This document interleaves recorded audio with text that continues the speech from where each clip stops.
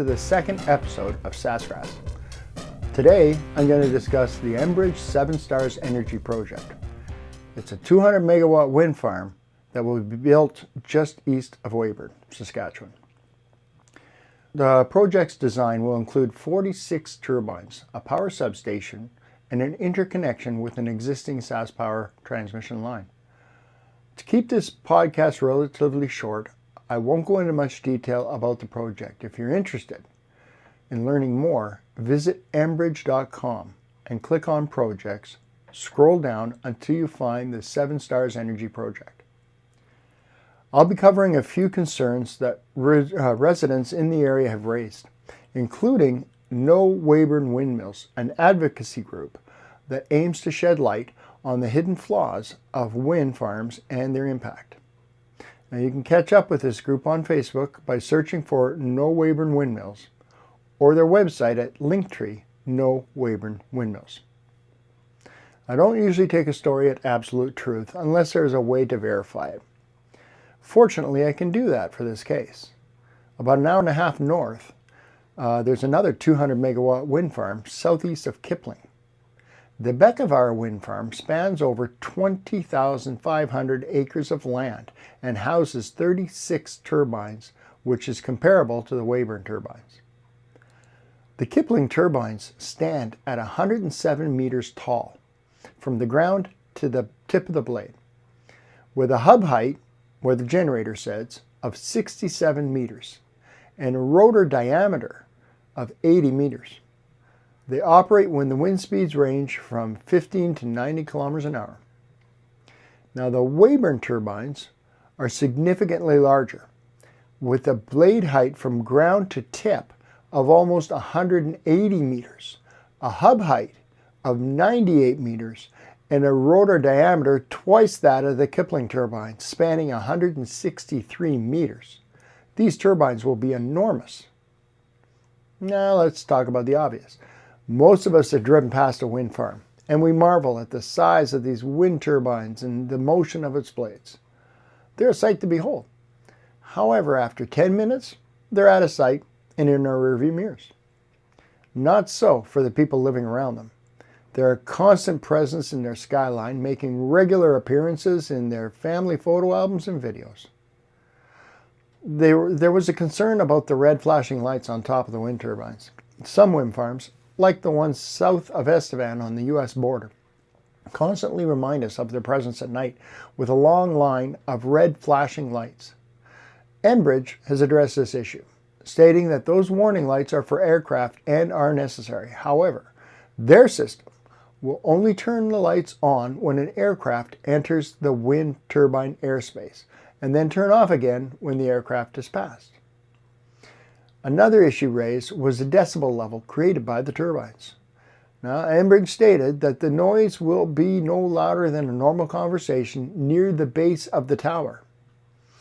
On one of my trips to Kipling, the wind was at ground level was about 35 to 40 kilometers an hour.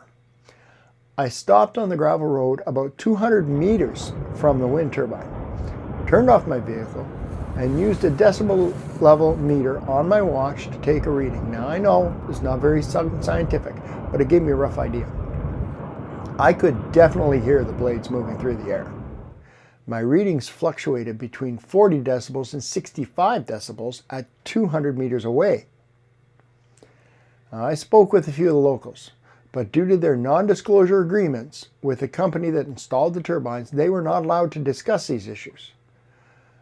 To protect their privacy, I did not take any names. What I learned was that on windy days, residents near these turbines can hear the wind hitting the blades, and described it as similar to a passenger jet overhead that is constantly present throughout the day. Shadow flicker was another concern that they brought up. It is noticeable and similar to the strobing effect in movies and video games that can have an adverse effect on people with epilepsy. Now, I have never experienced any issues with movies or video games myself that cause this strobing effect. But I did take some time to video the shadow cast by the blades on the ground, and honestly, I can see it being a problem. especially during the winter months when the sun is low and the shadow is cast a much longer distance. I asked these residents if they would still agree to have these wind turbines erected near their homes if they had the chance to do it all over again. And the resounding answer was no. So what is the purpose of these non-disclosure agreements? Is it to protect trade secrets? Is it to keep the bargaining agreements confidential? Or is it to silence the locals from sharing their truth?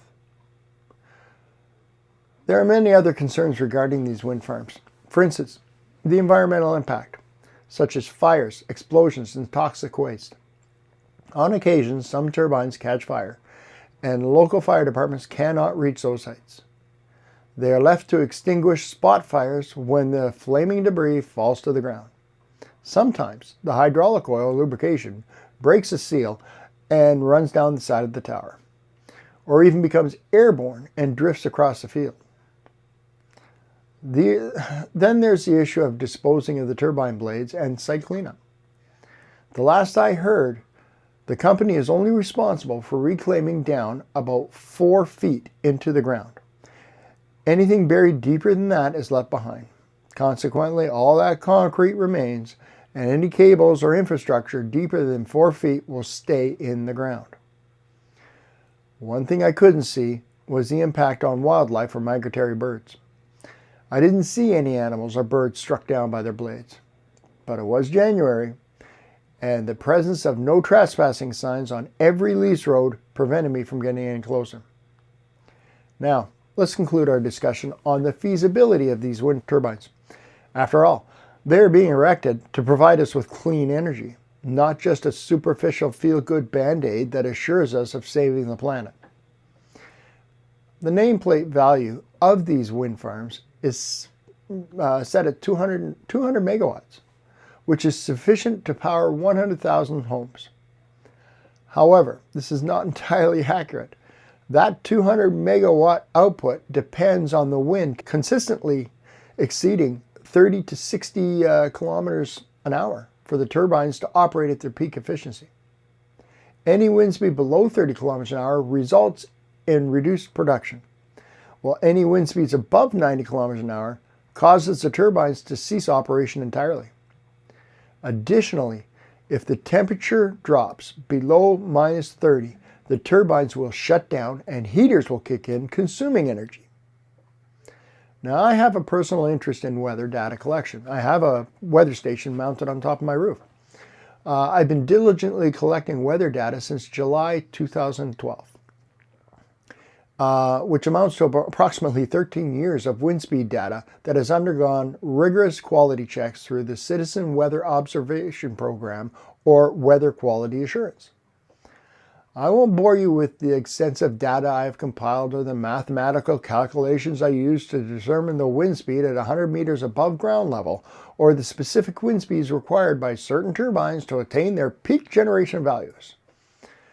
However, I can share that Enbridge is in agreement with my findings and asserts that the 200 megawatt nameplate value is not indicative of the actual output.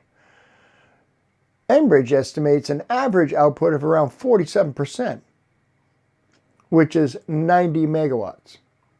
My calculations, on the other hand, predicted an average output of approximately 40%, or 80 megawatts. Now, the crux of the issue lies in the fact that we don't experience consistent wind speeds. Sometimes there is no wind, while at other times there is excessive wind, resulting in a wide range of fluctuations in between.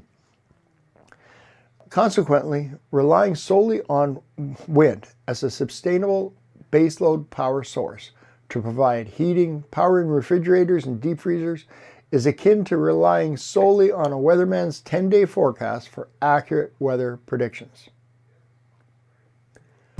Well, that's all I have for now. So take care, and we'll see you on the next episode.